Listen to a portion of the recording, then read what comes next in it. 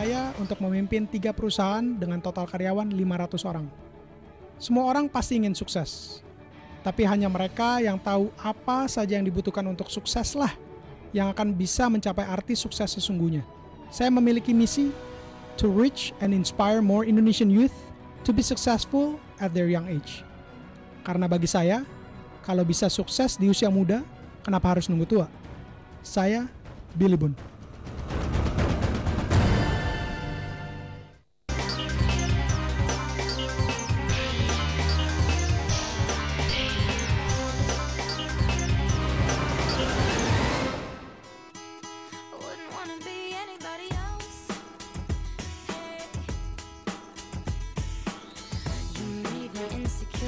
Hai Ores, saya selalu bilang bahwa kalau kita mau sukses, kita harus tahu apa yang kita inginkan, apa yang kita cintai. Nah, pada sore hari ini saya akan mengangkat sebuah profesi yang sedikit sekali diminati oleh banyak anak muda. Hampir-hampir saya nggak pernah dengar bahwa ada anak muda yang bilang, saya ingin memulai karirnya di bidang sales. Entah kenapa, apakah karena sales itu nggak keren? Apakah sales itu identik dengan banyaknya menerima tolakan? I don't know. Tapi sekarang ini saya akan bertemu dengan seorang wanita cantik, muda, dan sukses yang mengaku bahwa passionnya itu di bidang sales. This is Yang on Top.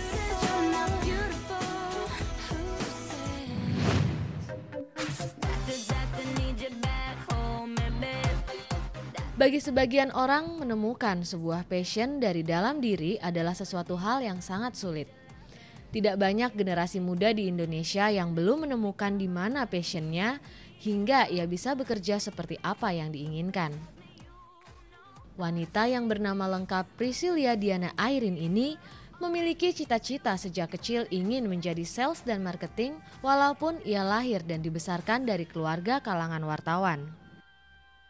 Berangkat menjadi sales promotion girl saat masih duduk di bangku kuliah, wanita yang kini memegang jabatan sebagai Managing Director MNC Network ini mulai memupuk mimpi-mimpinya sejak di bangku kuliah. Walaupun menjadi sales promotion girl bukanlah tujuannya, tetapi Airin mencoba untuk selalu bekerja di luar job desk-nya agar ia bisa belajar banyak di tahun pertama ia bekerja. Hai Ores, pada sore hari ini saya sudah bersama dengan seseorang yang super sibuk, Mbak Airin. Selamat sore Mbak Airin. Kenapa super sibuk? Lo super sibuk diajak apa interview ini aja setengah mati ngajakin. Gak juga. Oke. Nah, Mbak Airin ini sekarang ini jabatannya banyak banget sebagai Managing Director untuk semua print medianya MNC Group. Mau disebutin nggak? jangan. Kita cuma durasinya pendek. Oke. Terus kemudian Managing Director untuk Sindo TV, juga Direktur Utama untuk MNC Networks ya. Ini radio, radio. Ada 37 networks di bawahnya. Yes. Kok bisa jadi wanita super seperti ini sih? Mulainya gimana sih? Saya selalu tanya sama teman-teman di sales kalau saya meeting sales. Oke, siapa di sini yang dari kecil atau punya cita-cita menjadi seorang salesperson? Oke. Kebanyakan mereka bilang nggak ada tuh jari. Loh, jadi semuanya kejebak gitu ya? Atau terpaksa? Kemarin kita melakukan ada MNC Career Day, gitu ya. Jadi banyak sekali orang yang melamar kerja melalui MNC Career Day ini. Itu saya lihat yang namanya jadi presenter, ngantri kayak ular. Iya, benar. Yang mau jadi A, mau jadi B, mau jadi C. Wah, saya datang tuh khusus gitu ya. Saya pikir saya akan ngalamin yang namanya ngantri nih, orang sales berjejer. Lalu saya akan bilang sama dia, oke, kamu cocok buat radio, oke, kamu cocok buat TV, kamu cocok buat print, kamu cocok buat... Aduh, saya udah kebayangnya begitu karena saya mau interview panjang. Tiba-tiba, yang interview saya hari itu berapa?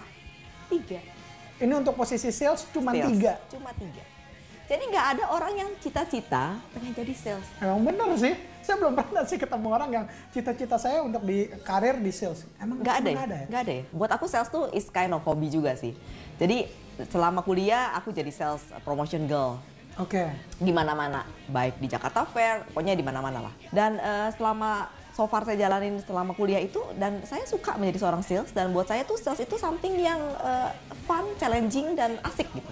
Nah, Waktu jadi sales promotion girl, ada orang yang pengen, kan pasti ada dua pilihan, mau jadi sales promotion girl yang mana? Yang gajinya besar, nggak usah pakai insentif, ya.